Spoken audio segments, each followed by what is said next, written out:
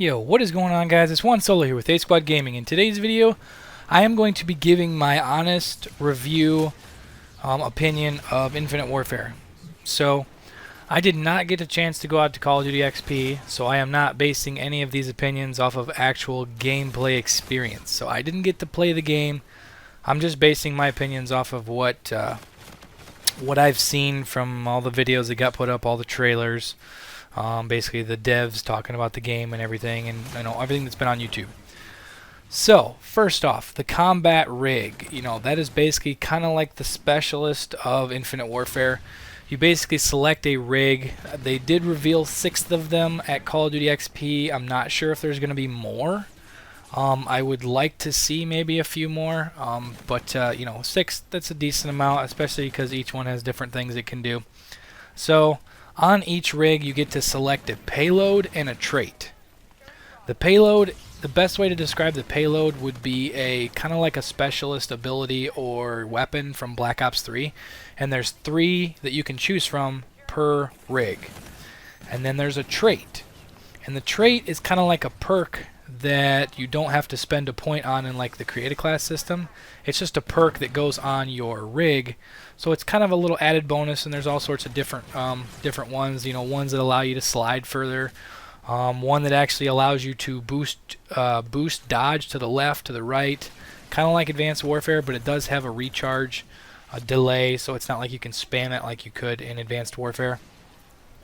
And there's all sorts of different traits and different payloads. That system, I don't mind that system, honestly, as long as there's not a few of them, that are like overpowered, or, if they need to be balanced. Hopefully Infinity Ward balances them properly and stuff like that. I do like the fact that they're bringing in something new. A lot of people were kind of, on the fence on how the whole specialist system, and it's sort of back in this by using the combat rig. And I can honestly say that Infinity Ward is kind of going the route of Destiny in a way, and that's kind of where all these Call of Duty games over the last 2 years have been, getting their ideas from, is Destiny, and they're trying to be a little bit more like Destiny. I'm not sure if I agree with that. Call of Duty is kind of its own separate little thing, but that is what it is. The next part would be the weapons. The fact that there's ballistic weapons that shoot bullets, there's energy weapons. Honestly, for me personally, being a Call of Duty fan from way back when the original Call of Duty 4 came out, I would rather just see all ballistic weapons, but this game is set so far in the future that you're going to have energy weapons and all sorts of stuff like that. Honestly, from the gameplay that I've seen, the weapons look pretty cool. Most of the weapons, the ballistic weapons, actually look like guns that you could recognize now in our current society, I guess you could say. And not to mention, there is going to be its own separate class. You can go through like the assault rifles, submachine guns, shotguns, snipers, and there's going to be its own unique class called classic weapons. And the classic weapons are basically going to be weapons from previous Call of Duty, unaltered weapons. They're going to look how they looked in the old CODs, and they're going to perform very, very similar. And also the fact with the weapons being able to have 4 different rarities in this game. And basically when you kill people, when you play games and stuff like that, you pick up salvage. And then you can take salvage and take a base weapon and then craft either a common, a rare, a legendary, or an epic weapon. And by doing so, it'll come with different little perks on the weapon. Like for instance, you'll be able to, you start with more ammo, or one might deal more damage if you hit him in the groin area. And there's actually one that if you get an epic, or I think it's an epic or a legendary version of certain guns, you get the ability to, if you go on a 25 gun streak with that weapon, you will earn the tactical nuke, which is very unique because basically in this game, to get the nuke, you have to have that perk on a weapon. So you have to craft a weapon, have it have that perk, and then get a 25 gun streak with that weapon. It's not like going on just a regular 25 gun streak, with any gun, you can melee people.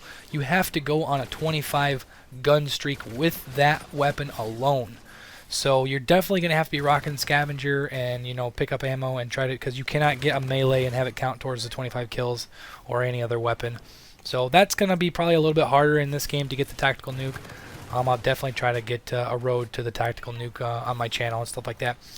But, overall, the movement in this game is basically the exact same as Black Ops 3. They did mention that the chain movement system is just a little bit altered compared to Black Ops 3. It is a little bit harder to chain your movements.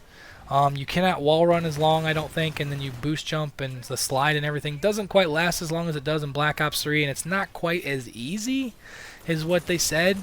So being the fact to try to, you know, chain all your movements and stuff together is going to be a little bit harder, which that'll just create just a little bit of a skill gap, which I'm totally fine with. That kind of separates, you know, the good players from the bad players from the elite players, I guess you could say.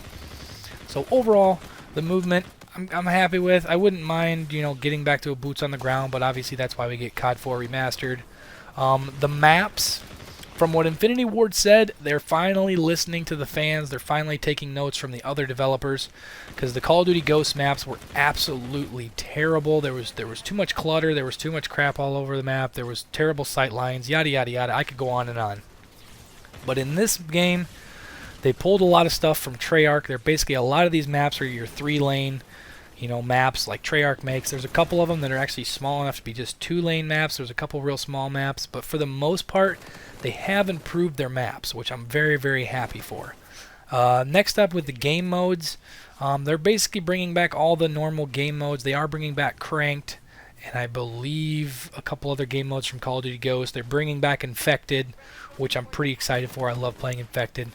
And you know, they're pretty much all your standard. They did bring in some new game modes, like I think Defender is one of them, which basically it's kind of like you get the orb or the ball, kind of like the uplink drone, and then you got to try to play keep away against the other team. You basically try to hold that drone as long as you possibly can, which that'll be a very interesting game mode. I think it will promote camping in that game mode, but hopefully people kind of play how they played in the trailer, you know, try to run around the map and try to keep away and stuff like that.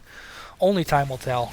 But overall, if I had to rate Infinite Warfare, I would probably give it like a 7 out of 10. There is going to be a crazy amount of customization. There's going to be more customization in this game than like probably Ghost and Black Ops 3 combined, which is going to be pretty exciting to be able to make your character your own and customize your gun and all sorts of stuff, and weapon crafting. But honestly, less is more. Honestly, I believe that there's so many different things compacted into this game that it's going to be a little bit confusing at the start, and eventually we'll probably figure it out. But, you know, it is what it is. You know, they're innovating and they're bringing new stuff to the series, which that's all we can ask for as fans. So, that's pretty much all of my review, guys, of Infinite Warfare. If you enjoyed this video, make sure to drop a like. It really helps me out. It helps my videos kind of get out there, being that I'm a small YouTuber. And it only takes a sec. I would really appreciate it. Also, if you're new around here, make sure to subscribe for more awesome Call of Duty Infinite Warfare and Modern Warfare Remastered content in the near and upcoming future. But for now, guys, I am out of here. I will see you all in the next video. Peace out.